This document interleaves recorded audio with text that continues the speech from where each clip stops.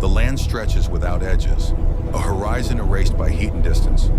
Nothing rises to meet the sky. Nothing moves unless the wind allows it. This is wilderness in its purest form, a place stripped of comfort, stripped of witnesses, stripped even of time. Here, isolation is not an absence. It is a presence. It presses against the senses, heavy and undeniable. The ground tells a story older than memory. Layers of sand and stone record millions of years of pressure, erosion, and silence. Once, this land lay beneath ancient seas. Later, it rose, cracked, and dried beneath a merciless sun. What remains is geology frozen mid-sentence. Sedimentary rock carved by wind into ripples that mimic vanished waves. The earth remembers everything, even when life does not. Daylight arrives without mercy. The sun climbs fast, bleaching color from the world until everything becomes variations of ochre, ash, and bone. Heat shimmers above the surface, bending the air, warping distance. What appears close may be hours away. What looks solid may collapse under a single step. Survival here demands humility. The land tolerates no mistakes, yet life persists, quietly defiant. Beneath the sand, seeds wait years for a single rain. Small mammals emerge only at dawn or dusk, when the ground cools just enough to permit movement. Reptiles absorb warmth from stone, conserving energy with perfect efficiency. Every organism here is a master of restraint. Nothing is wasted, nothing is hurried. The wind is the true architect.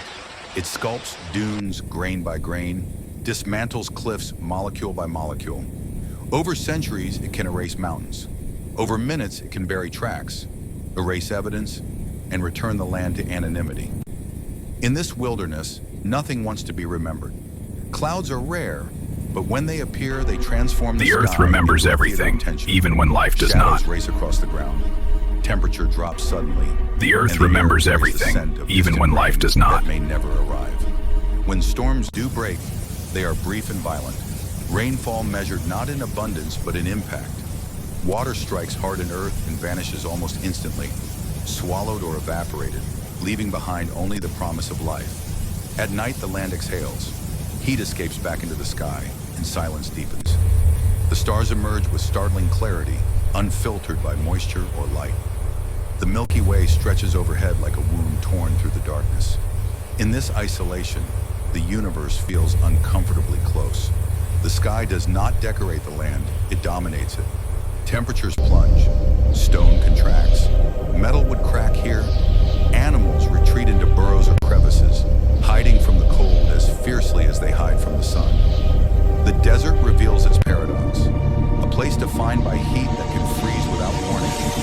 Survival demands constant adaptation, constant vigilance, even in stillness. Time behaves differently here.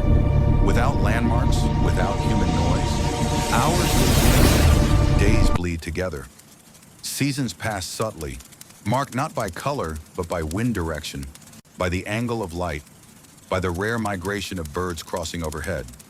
Travelers who touch this land only briefly, unwilling to stay. The absence of water defines everything.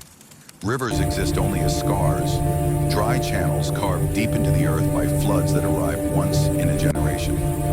When they do, the transformation is instant and overwhelming. What was dead becomes briefly alive. Insects hatch, plants bloom, predators arrive. Then just as suddenly, it ends. The land returns to silence, carrying no nostalgia for what passed. Isolation here is not loneliness, it is scale. The realization that life is fragile, temporary, and tolerated only under strict conditions. The land does not care who enters it. It offers no guidance, no mercy, no forgiveness. It simply continues. Geological formations rise unexpectedly from the flatness. Columns of stone, fractured plateaus, cliffs eroded into impossible angles. These are monuments built without intention, shaped by pressure and time alone. They stand as reminders that endurance does not require movement and permanence does not require purpose. Sound travels far in this emptiness. A single gust of wind can be heard miles away. A shifting stone echoes like a warning. Silence is never complete. It hums, vibrates, breathes. It feels alive, watchful, ancient. The sky dictates rhythm. At dawn, light spills across the ground slowly, revealing texture. Fine cracks in clay, delicate patterns etched by retreating water long ago.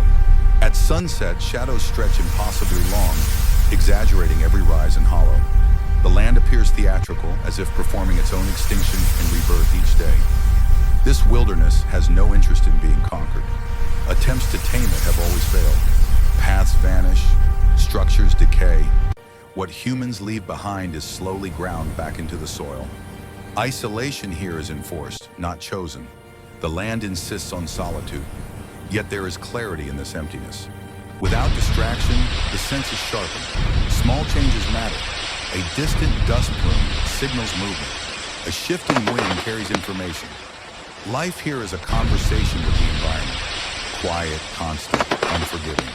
The paradox is unavoidable. A place so hostile, yet so precise. Every creature, every formation exists because it belongs here.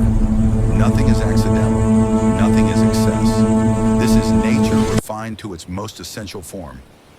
As night deepens, cold settles fully, and the stars wheel slowly overhead.